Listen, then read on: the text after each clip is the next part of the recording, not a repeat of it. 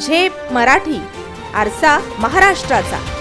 धुळे महानगरपालिका निवडणुकीत भाजपाने निवडणुकीपूर्वीच आघाडी घेतली असून आज 31 डिसेंबर रोजी छाननीच्या प्रक्रियेदरम्यान भाजपाचे आणखी एक उमेदवार बिनविरोध निवडून आले आहेत.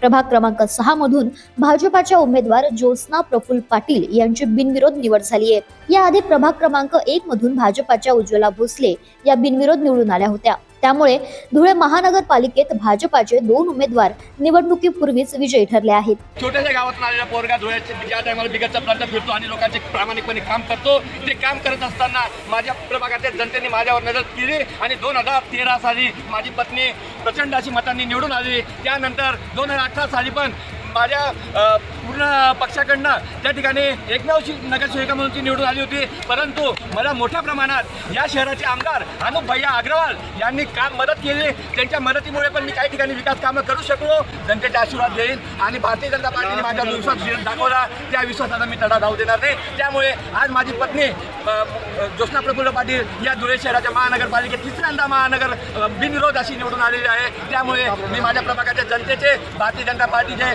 भारतीय जनता पार्टी सर्व नेत्यांचे आणि माझ्या भागात मी जे काम करतो ते शहरभर कामाची चर्चा व्हावी म्हणून माझे शहरातील सर्व पत्रकार बांधव मला वेळोवेळी मदत करतात. त्यामुळे मी सर्वांचे मनापासून आभार मानतो. या घडामोडींमुळे भाजपाच्या कार्यकर्त्यांमध्ये उत्साहाचं वातावरण असून पक्षाने निवडणुकीत विजयाची जोरदार सुरुवात केल्याची चर्चा सुरू आहे.